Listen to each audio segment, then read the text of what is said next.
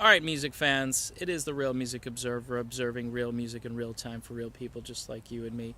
So, what made Tom Petty so special? Longevity. If you're a fan of Tom Petty, you might be a 70s Tom Petty fan. You had American Girl, you had Listen to Her Heart, you had the entire Damn the Torpedoes album, you had Breakdown, which for some is the most iconic Tom Petty song. You move forward into the 80s, and you've got just a plethora of great material from the 1980s, whether it be a tune like Night Watchman from Hard Promises, whether it's Change of Heart from Long After Dark, whether it's You Got Lucky or Don't Come Round Here No More, or I mean, there's just so many to pick. And as the decade moved on, you had Let Me Up, I've Had Enough. One of my favorite tunes is Jammin' Me from that album, and in general, I think that's just a great Tom Petty tune, one that doesn't get a lot of airplay. And then all hell breaks loose on Full Moon Fever and Learning to Fly. Learning to Fly being kind of a companion piece to Full Moon Fever, which featured more of a solo Tom Petty, but getting help from so many folks. And the 90s, Wildflowers, there's just, for some people, the 90s were a huge decade for Tom Petty and the Heartbreakers. So longevity matters. And even his newer material, for diehard fans, the newer material has been stellar. It's been up to par with the vintage material that we came to know and love. I told you I love this song called The Last DJ, which came out, I believe, about 10, 12 years ago, maybe. And it struck me that, of course, it wasn't being played on local radio stations because, again, music formatting in the United States of America these days is a joke. If you like real music, and that's what this channel is about, there's no place for you to go other than the internet, YouTube, Spotify, and you create your own radio stations.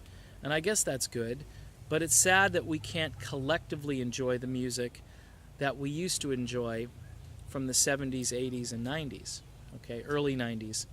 And Tom Petty, for everyone involved, he was that guy in those decades for so many people. His music bridged the gap in ways where he played his 90s material with his 70s material, and it all flowed so nicely together. And we're seeing these artists begin to fade away, pass away, however, if you want to try to be real nice and sort of pussyfoot around it. And by the way, I want to make something clear. I'm not at all putting one person ahead of all of those people who died in Las Vegas. Okay, I want to make that clear because some people might stumble on this video and go, he's just a rock star, dude. And you're making more of this than the 58 people that we know so far have died in the Las Vegas shooting. And I'm not making light of that at all. Those people were enjoying a concert and their lives were turned upside down or ended or severely changed, you know what I mean? So I just want to make that clear in this video. I'm the music observer, so I'm doing the Tom Petty recap. I did one video about Tom Petty, and it occurred to me that we all had kind of a collective, a shared experience over the years with Tom Petty and the Heartbreakers. And music isn't going to be like that anymore. And I've made videos like this before. Early on, when I started this channel, I made videos basically saying that we are watching the end of the dinosaur era. And some people are probably happy to see it go. But the creativity, the amount of melody per song has decreased over time. And the hooks, I listen to tunes, I listen to a lot of one-hit wonders from the 1970s and some from the 80s, but many from the 70s. And those are some just badass, catchy songs. Some would say cheesy or hokey or silly, whether it's like Brandy by Looking Glass or, Ride Captain Ride, stuff like that. You just put that stuff up against the stuff that calls itself music today, and everybody in those days was just, they were just jonesing for a hook.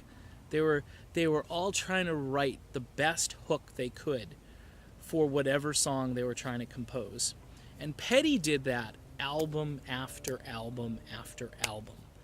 And that is why, for so many people, this is just numbing. It's mind-numbing. It's heart-numbing. And it's just a tragedy.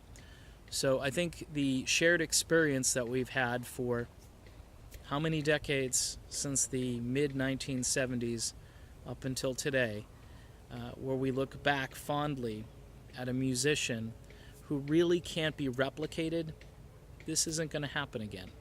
So, rest in peace, Tom Petty. I know there are some conflicting reports still lingering that he could be clinging to life, but with no brainwave activity, folks, it's lights out. Anyway, I'm Dave, and this is the Real Music Observer, and we'll be back again observing real music in real time for real people, just like you and me and all those fans of Tom Petty.